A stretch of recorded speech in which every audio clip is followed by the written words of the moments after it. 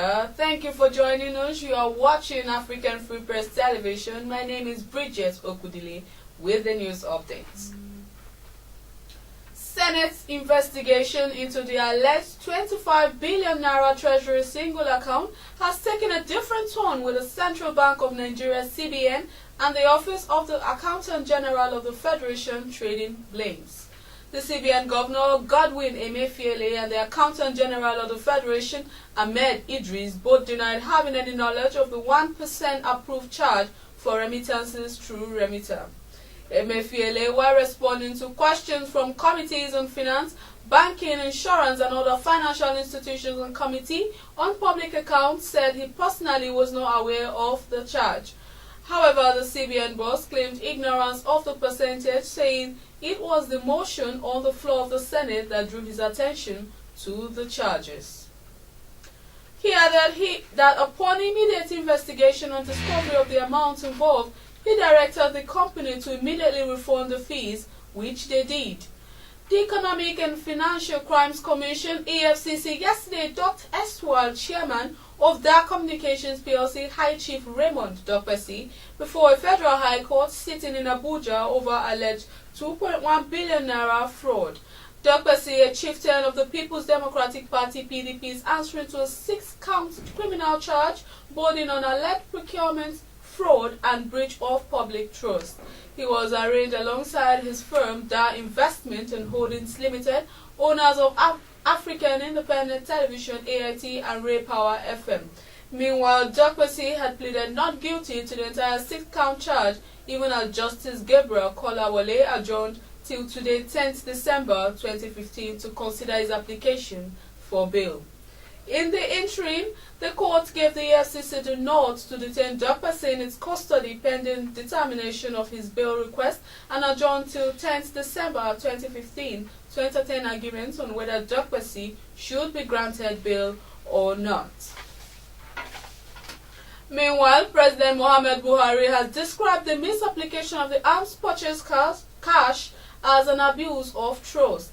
He made the statement yesterday at a dinner for the members of the House of Representatives at the Old Banquet Hall of the State House in Abuja.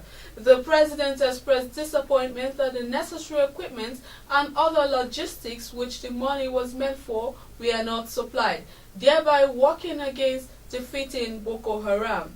He sought the support and understanding of members of the House of Representatives to secure the nation, noting that the obvious problem facing the nation is the Boko Haram issue. Meanwhile, former Minister of Finance Ngozi Okonjo-Iweala yesterday confirmed that she approved the transfer of $322 million Abacha looted to former National Security Advisor Sambo Dasuki to prosecute the fight against Boko Haram, but she said it was alone. Dr. Okonjo-Iweala has been under attack mainly from Edo State Governor Adams Oshiomhole for allowing expenditure without authorization. Through her media advisor Paul Nwabuikwe, in a statement last night, the former minister said some new Abacha funds of about $322 million were returned, with another $700 million still expected to be returned. Mrs. Okonjo-Iweala said at the meeting the NSA made a case for using the returned funds for urgent security operations, since he noted there cannot be any development without peace and security. Based on this, the decision was taken to deploy about $322 million for the military operations, while the expected $700 million would be applied for development programs as originally conceived. The indigenous people of Biafra, IPOB, has described the politics of compensation, the kite being flown by some northern elders, to the effect that Ndigbo would be allowed to clinch the presidential seat in 2019. Spokesman of the IPOB, Ima Powerful, who spoke to newsmen on Wednesday about the issue, saying IPOB was no longer interested in Nigeria's affairs, adding that those flying the kite of Igbo presidency in 2019 is merely a distraction. Powerful said what IPOB wants is to release their leader Nnamdi Kanu from the detention and to allow Biafrans to go and not to play politics of compensation by telling Igbo that they will become the president in 2019. Apparently, to those tension, he recalled that politics of compensation was played during the June 12, 1993 saga when the Yorubas were compensated with Obasanjo presidency in place of MKO Abiola's annulled election, just as President Buhari was compensated because of Boko Haram insurgency. The Nigerian Labour Congress (NLC) has said the social media bill being sponsored by Senator Ibn Allah will gag freedom of the citizens to express themselves, saying it is an infringement on the rights of Nigerians guaranteed in the 1999 Constitution, as well as the Article 19 of the Universal Declaration of Human Rights. The NLC, in a statement signed by the National President Peters Adeyemi, said the bill is coming at a time Nigerians expect legislators and all Nigerians to recommit themselves to actions and legislations that can contribute to deepening democracy as well as fight against corruption.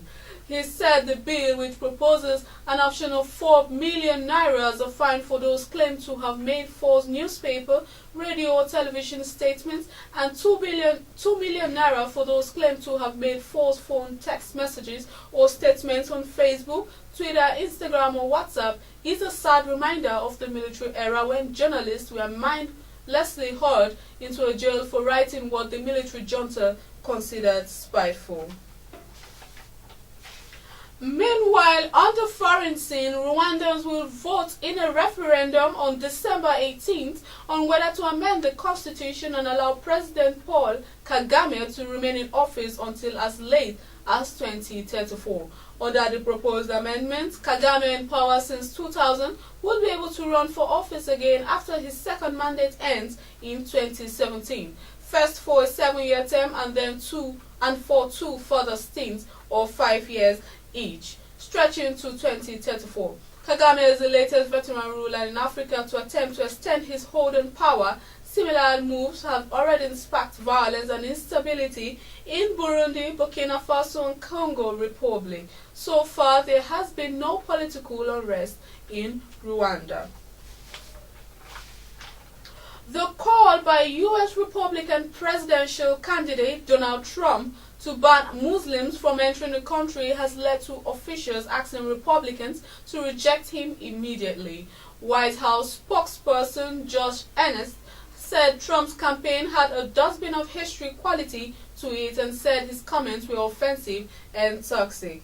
Earnest also said other Republican presidential candidates who have pledged to support the person who eventually wins the party's nomination should disown Trump immediately. Meanwhile, in sports, world heavyweight champion Tyson Fury has been stripped of his IBF title less than 2 weeks after winning it. The Briton 27 had to agree to fight the IBF's mandatory challenger Vyacheslav Glazkov, but will instead face Vladimir Klitschko in a rematch. Fury beat Ukrainian Klitschko on points on 28 November to claim 3 versions of the heavyweight crown. Lindsay Tucker, championships chairman at the IBF, told BBC Sports that Tyson Fury has been stripped of his IBF belt. He had that the challenger was Vyacheslav Glazkov, but instead Fury went and signed a rematch clause with Vladimir Klitschko. Fury, who is unbeaten in 25 professional contests, retains the WBA and WBO versions of the heavyweight title, while the WBC belt is held by American Deontay Wilder. The 31-year-old Glazkov, also a Ukrainian, has won 21 of his 22 professional fights.